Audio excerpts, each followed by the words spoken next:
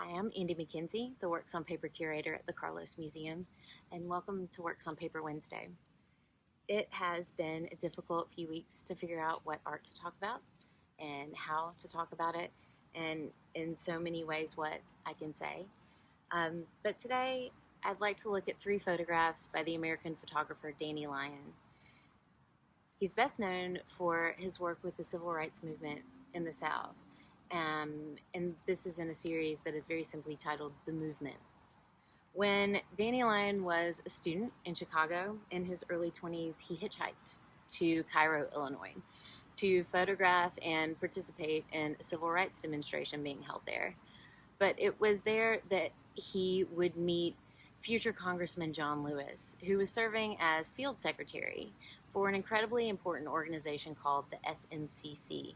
And that stands for Student Nonviolent Coordinating Committee, also known as SNCC. This was the only civil rights organization that was comprised of and led completely by young people. It was an inclusive organization. Eventually, Danny Lyon, a Jewish photographer from New York, would become staff photographer. The organization uplifted the voices of women within the civil rights movement.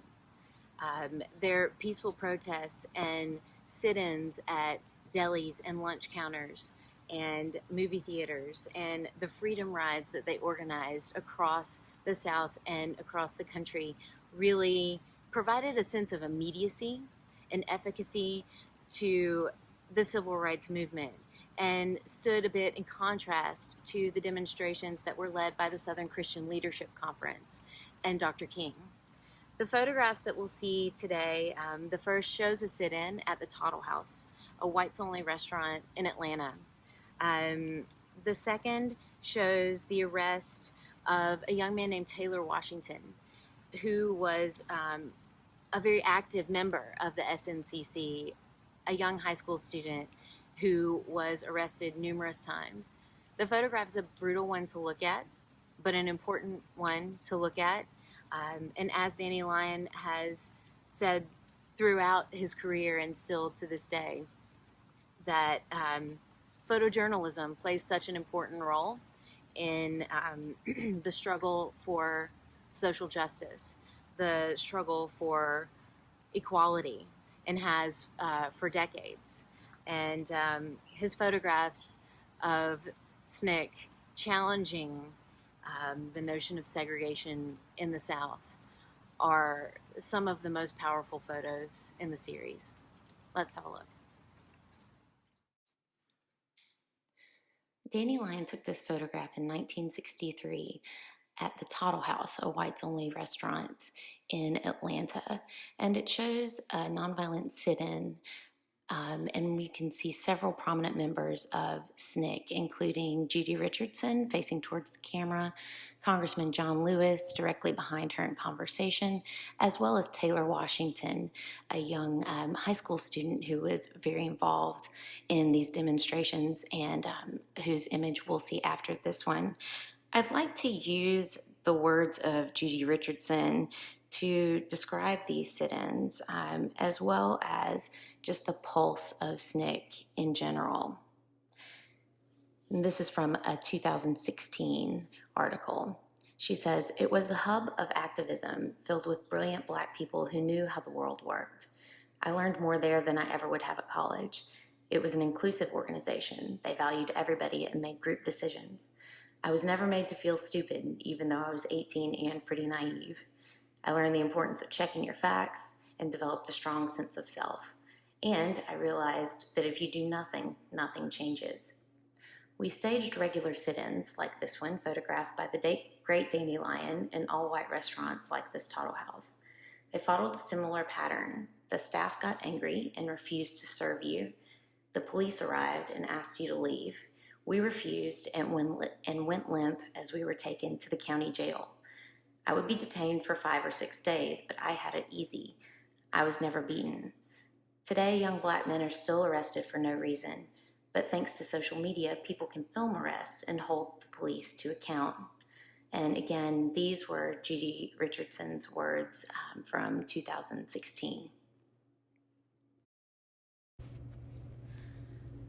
This photograph shows the 1963 arrest of Taylor Washington at Leb's Delicatessen in Atlanta, another prominent lunch counter where these nonviolent sit-ins were taking place.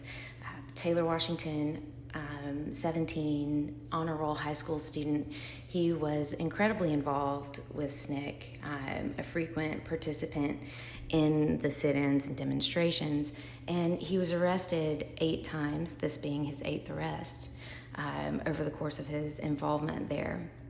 And it's a brutal image, but as Danny Lyon has said, it's an important image, and it's one that we should continue to look at because it's the same image that we see now. And it shows the importance of photojournalism and the continued commitment towards social justice, both in action and the documentation of that action.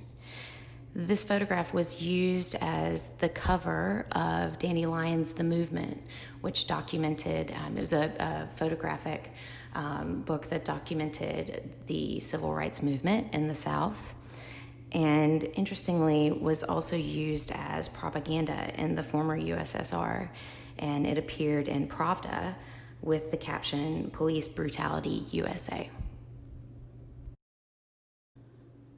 This third photograph was taken in 1963, and it is also part of Danny Lyon's series on the civil rights movement in the South. And this shows Dr. Martin Luther King Jr. and Reverend Ralph David Abernathy being escorted from the Albany courthouse after having been convicted of protesting without a permit. And they were being escorted to the Albany jail. They could either spend a number of days in jail or they could pay a fine as part of the sentence. And so as they often did, they chose the jail time. However, after only having been in for a brief time, an unidentified black man posted their bail and they were released. And in sort of a very typical, simple, powerful statement that is filled also somehow with humor, Abernathy was heard to joke afterwards, "I've been thrown out of a lot of places, but I've never been thrown out of jail."